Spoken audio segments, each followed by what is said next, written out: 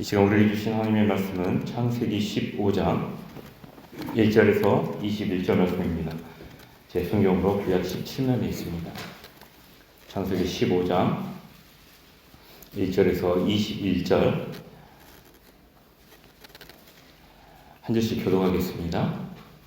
이후에 여호와의 말씀이 환상 중에 아브람에게 임하여 이르시되 아브람아 두려워하지 말라. 나는 내 방패요 너의 지극히 큰 상급이니라.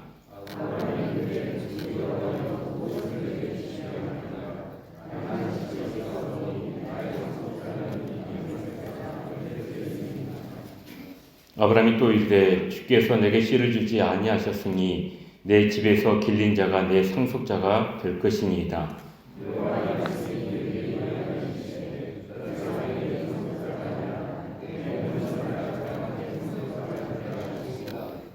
그를 이끌고 밖으로 나가 이르시되 하늘을 우러러 무뼈를 셀 수 있나 보라.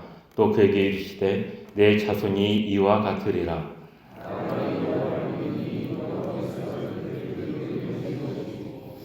또 그에게 이르시되 나는 이 땅을 내게 주어 소유를 삼게 하려고 너를 갈대아인의 우르에서 이끌어낸 여호와니라.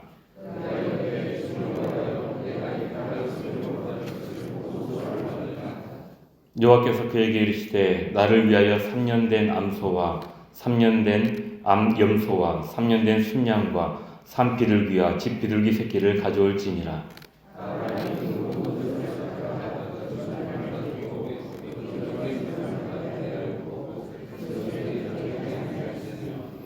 솔개가 그 사체 위에 내릴 때에는 아브람이 쫓았더라.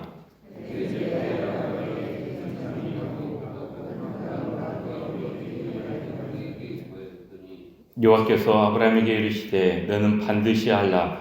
내 자손이 이방에서 객이 되어 그들을 섬기겠고 그들은 400년 동안 내 자손을 괴롭히리니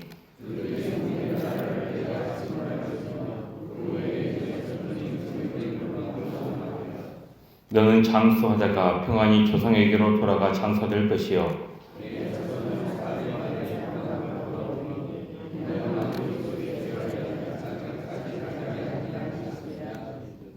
해가 져서 어두울 때 연기나는 화로가 보이며 타는 횃불이 쪼갠 고기 사이로 지나더라.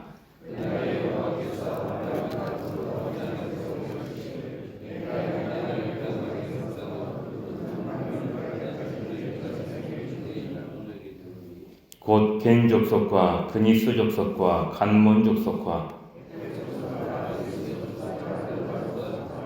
함께 읽겠습니다.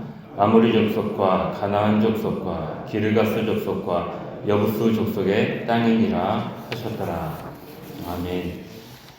오늘 말씀은 아브람과 하나님이 맺은 계약에 관한 내용입니다. 보면 크게 두 부분으로 나눌 수 있겠는데요. 1절에서 6절까지 보면 후손에 대한 하나님의 약속이고 7절에서 21절까지는 땅에 대한 약속입니다.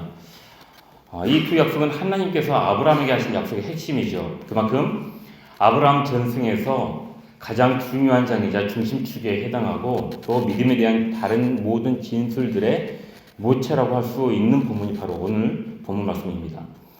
바로 앞장인 14장에서 아브라함이 동방 왕들에게 조카 롯을 구한 후에 여호와의 말씀이 오늘 환상 중에 아브라함에게 임합니다. 1절 말씀을 보면은 이후에 여호와의 말씀이 환상 중에 아브라함에게 임하여 이르시되 아브라함아 두려워하지 말라. 나는 내 방패요 너의 지극히 큰 상급이니라 라고 말씀합니다. 여기서 하나님께서 아브라함에게 하신 말씀이 세 가지죠. 두려워하지 말라. 나는 내 방패다. 나는 너의 지극히 큰 상급이다. 이 세 가지죠.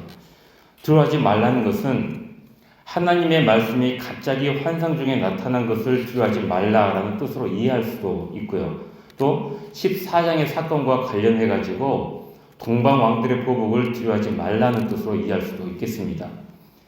나는 내 방패라는 하나님께서 아브라함의 보호자가 되셔서 전투에서 지키시고 보호해 주셨듯이 그를 계속 지키실 것을 밝히신 것이죠. 그리고 나는 너의 지극히 큰 상급이다는 아브라함이 14장에 나오는 소돔 왕의 제안을 거부한 것과 관련해가지고 이해해야 합니다. 즉 전쟁의 승리에 대한 보상인 전리품을 거부한 아브라함에게 하나님께서 직접 보상해 주겠다는 말씀입니다. 그런데 우리가 기억해야 할 것은 이 상급이 마땅히 받아야 할 그 어떤 것이 아니라 위험을 무릅쓰고 자신의 일을 수행한 중에게 하나님이 주는 특별한 표창이고 그냥 값없이 주시는 선물이라는 겁니다. 아브라함은 이러한 하나님의 말씀을 처음으로 말을 합니다. 2절은 아브라함이 하나님을 만난 이후에 하나님께 한 첫 번째 말입니다. 2절과 3절 말씀 제가 한번 읽어드리겠습니다.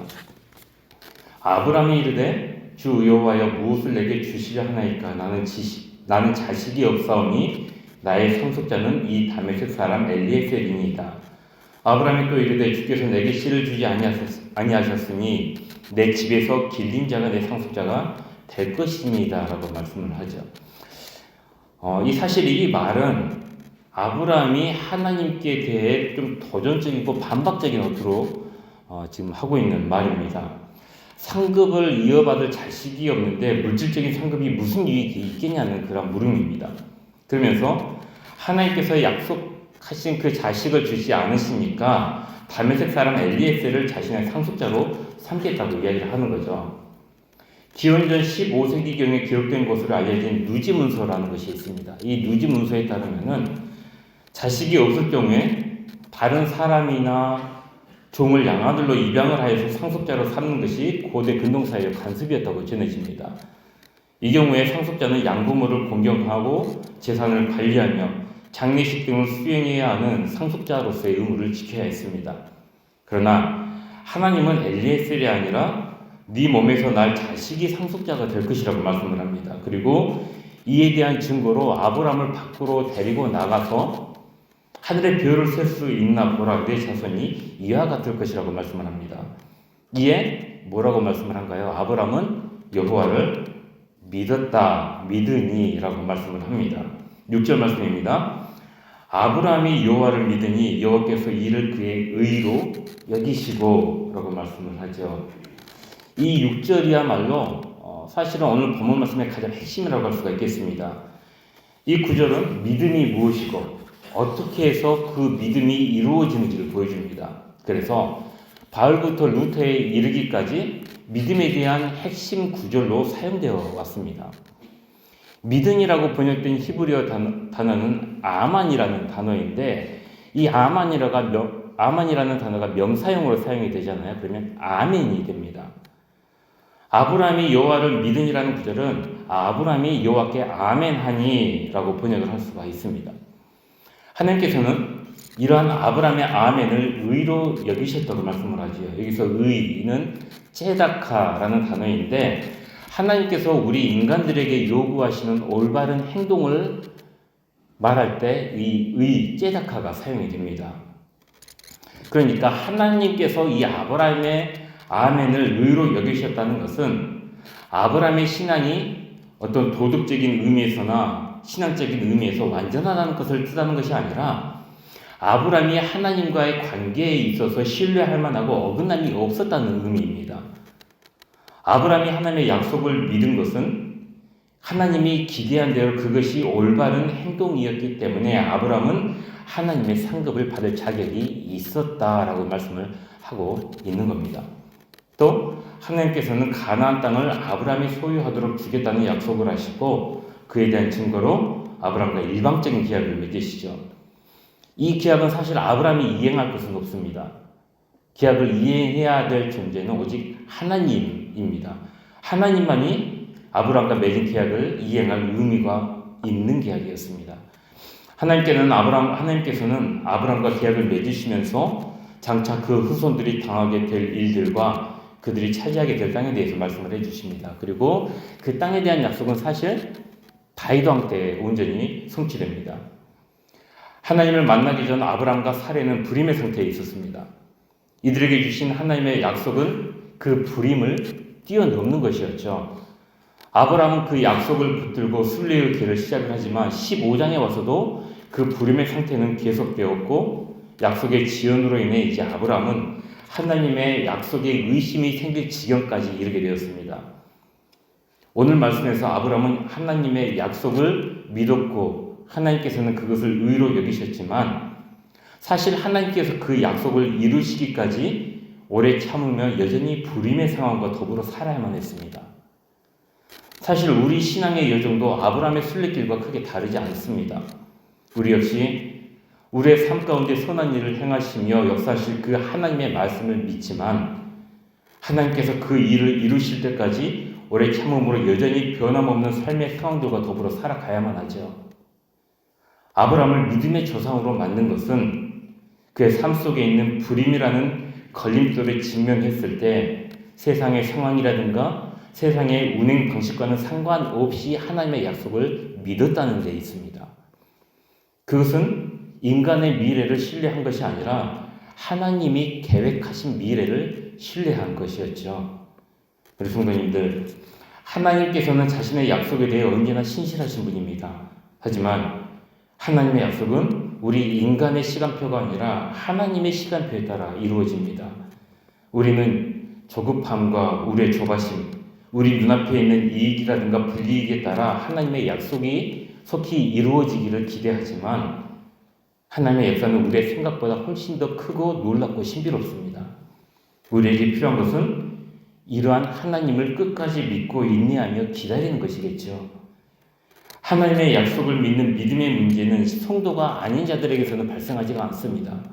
이것은 예수 그리스도를 믿고 새로운 삶을 향한 하나님의 부르심을 받아들이기로 작정한 바로 우리들의 문제입니다. 저와 여러분의 문제라는 겁니다. 아브라함의 계약은 갈라디아서에서 사도 바울이 이야기하고 있는 것처럼 과거의 사건이 아니라 예수 그리스도를 통해 이루어진 오늘 우리의 계약이기도 합니다.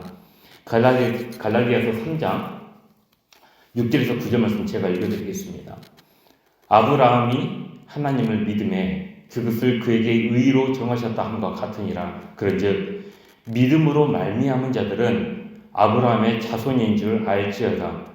또 하나님이 이방을 믿음으로 말미암아 의로 정하실 것을 성경이 미리 알고 먼저 아브라함에게 복음을 전하되 모든 이방인이 너로 말미암아 복을 받으리라 하였느니라. 그러므로 믿음으로 말미암은 자는 믿음이 있는 아브라함과 함께 복을 받느니라. 아멘. 아브라함에게 주어진 복은 예수 그리스도의 계약을 통하여 우리 믿는 자들에게 유산으로 주어졌다는 말씀입니다. 그것이 바로 과거가 아니라 오늘 우리에게 일어나는 사건이라는 거죠. 예수님께서는 상황과 환경을 넘어 예수님을 믿은 자들에게 믿음의 선물을 주시며 내 믿음이 너를 구원하였다라고 말씀하시지만 상황과 환경으로 인해 염려한 자들을 향해서는 믿음이 적은 자들이라고 책망을 하셨습니다. 그렇다면 우리 성도님들은 어디에 속해 계십니까? 오늘 말씀을 통해 아브라함처럼 여전히 변함없는 상황과 환경에도 불구하고 하나님의 말씀에 대해, 하나님의 약속에 대해 아멘으로 응답할 수 있는 우리 성도님들이 되시길 바랍니다. 그리하여 하나님께서 아브라함에게 주신 모든 복을 함께 누리는 우리 성도님들이 되시기를 간절히 기원합니다. 함께 기도하겠습니다. 사랑과 은혜 하나님, 이 시간도 말씀으로 함께 해주시니 감사합니다. 우리의 삶은 언제나 주님의 약속과 현실이 대치하는 상황 가운데 있습니다. 이러한 세상에서 하루하루의 삶을 살아갈 때 약속과 현실 사이에 부딪히가 있을지라도 아브라함처럼 끝까지 하나님을 신뢰하게 하시고 결국 우리 삶에 일치시키실 하나님의 역사를 기대하며 나아가는 주님의 성도들이 되게 하여 주옵소서. 우리가 그리며 계획하는 미래가 아닌 주님께서 계획하신 미래를 더 바라게 하시고 그리하여 결국 하나님께서 아브라함에게 주신 모든 복을 함께 누리는 우리 모두가 되게 하여 주옵소서. 이 시간 1,000번째로 감사함으로 올려드립니다.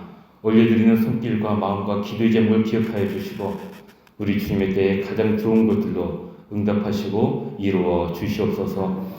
여러 가지 질병으로 괴로워하고 아파하는 성도들이 있습니다.